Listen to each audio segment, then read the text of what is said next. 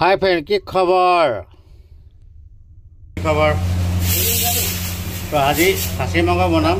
সম্পূৰ্ণ ৰেচিপিটো চাব, সম্পূৰ্ণ বনোৱা দেখাম। তাৰমানে আনকালে যিদিকে বনাই দেখাই দিওঁ, আজি সম্পূৰ্ণ বনোৱা দেখাম। আপোনাক সম্পূৰ্ণ ভিডিঅ'টো চাই পাব। তো এইখিনি কেঁচা মাংস খাচী হয়।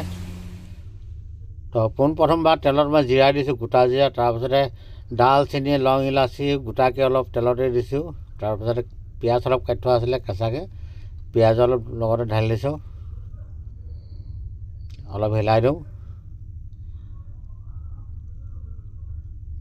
তো নিমখ অলপ দিছোঁ, পিঁয়াজটো তেতিয়া পুটুককৈ গলিব। কেঁচা জলকীয়া দুটামান কাটি দিছোঁ মই, লগতে আদা নহৰু খুন্দি থোৱা আছিলে, আদা নহৰুটো দি দিছোঁ। আদা নহৰু মিক্সিত দিয়া নাই, কেতিয়াবা মিক্সিত দিলে বৰ টেষ্ট নাহে। তো হালধি দিছোঁ,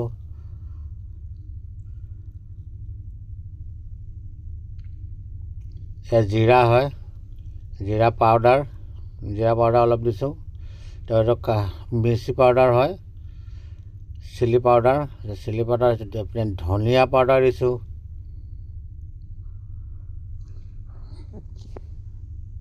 অলপ সানি লওঁ। তো এতিয়া মাংসটো দি দিম, মাংস দি অলপ ভাজিম।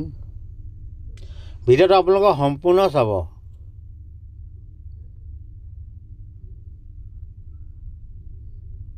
এতিয়া পিঁয়াজ গলিছে আৰু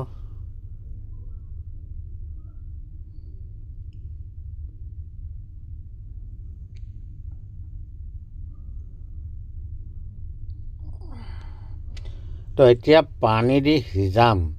আলুটো অলপ পিছত দিম, নহ'লে আলুটো গলি যায় যে, সেইকাৰণে আলুটো পিছত দিম। তেতিয়া আলুটো গোটা গোটাকৈ হৈ থাকে।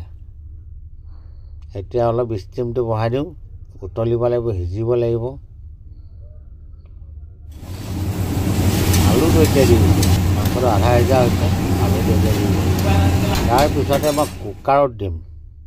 এয়া কুকাৰত দি পিনে আলুখিনি থাকি যাব কেৰাহীতে, অকল মাংসখিনি সিজাম। কুকাৰত 3-4টামান চিটি মাৰিম, তেতিয়া ধুনীয়াকৈ সিজিব, খাবলৈ বৰ ধুনীয়া হ'ব।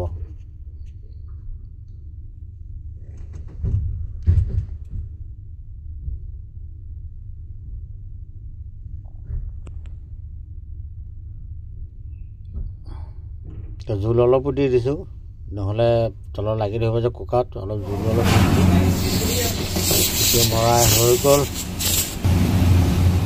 আকৌ কেৰাহীত ঢালি দিম, কেৰাহীত আকৌ দি পিনে আকৌ সিজাই দিম ধুনীয়াকৈ।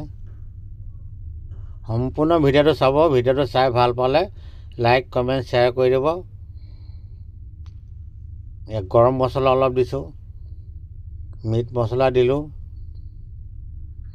গৰম মছলা, মিট মছলা পাছত দিব লাগে। তো ডালচেনি, লং, ইলাচি মেইন হয়, সেইখিনি মই গোটাকৈ দিছোঁ। এয়া কাশ্মীৰী পাউডাৰ অলপ দিছোঁ। কাশ্মীৰী পাউডাৰ এতিয়া জ্বলা নহয়, অকল কালাৰ।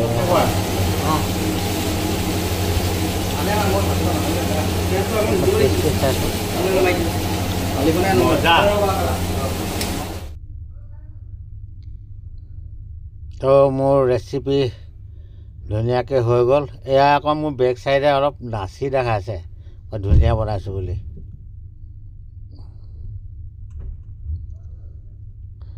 তো সম্পূৰ্ণ ভিডিঅ'টো চোৱাৰ বাবে বহুত বহুত ধন্যবাদ। Thank U.